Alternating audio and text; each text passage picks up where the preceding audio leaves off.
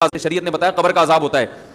بعض دفعہ وہ عذاب اللہ دنیا میں دکھا دیتے ہیں. اب اگر کوئی شخص کہہ رہا ہے میں نے اس عذاب کو اپنی آنکھوں سے دیکھا ہے, آپ اس کا مذاق اڑانا شروع کر دو, اور وہ آدمی بھی قابل اعتماد ہو, عین ممکن ہے وہ نہ دیکھا ہو, اس کا دماغی تخیل ہو, لیکن یہ بھی تو پاسبل ہے کہ دیکھا ہو. ہمارے ایک دوست نے ایک واقعہ سنایا تھا قبر کے عذاب کا, مجھے یقین نہیں تھا, میں نے کہا ایسا نہ ہو ان کے دماغ میں تخیل ہو, تو میں نے اس کی تصدیق کروائی اس علاقے میں, اس گاؤں میں, اور لوگوں کو کال کر کے پوچھی ایسا ہوا, انہوں نے کہا ہاں ایسا ہوا ہے. تو پھر مجھے یقین آیا.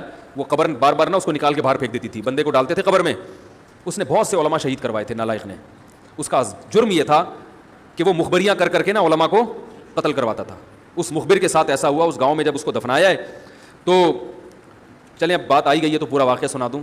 تو وہ جنہوں نے دفنایا نا, وہ ان سے میرا بھی تعلق تھا, میرے بیان سنتے تھے, تو مجھے آ کے انہوں نے واقعہ سنایا کہ ایسا کوئی مخبر تھا جو علماء کو شہید کرواتا تھا مخبریاں کر کر کے. تو جب اس کو دفنایا, کہہ رہے ہیں اس کے والد میرے پاس آئے, ہم لوگ کے پاس آئے, انہوں نے کہا کہ بھائی میں جب صبح جاتا ہوں تو میرے بچے کی جو لاش ہے نا وہ قبر سے باہر پڑی ہوئی ہوتی ہے, تو میں بڑا پریشان ہوں, کیا کروں. تو ہم پھر دفن کرتے ہیں تو اچھا قبر بالکل صحیح ہوتی ہے اوپر سے, اور وہ بندہ باہر ہوتا ہے, وہ دوبارہ بند ہو جاتی ہے قبر. تو ہم بڑے پریشان ہیں, کیا کریں, یہ کوئی شخص شرارت کر رہا ہے. تو کہہ رہے ہیں, ہم نے کہا بھائی ہم تو نہیں کر رہے شرارت. کہا تو اگر دوسرا ہم شرارت کوئی کر بھی رہا ہوتا تو قبر کو خود ہی بھی تو ہونا. تو انہوں نے کہا, پھر یہ مشورہ انہوں نے ان کو دیا کہ تم ایسا کرو, لڑکا جو قتل ہوا, جو مرا تھا نا, جو قبر میں تھا, جس کی لاش باہر, نوجوان تھا, وہ بڑا مخبر آدمی تھا, وہاں کے گاؤں کے لوگوں نے بتایا.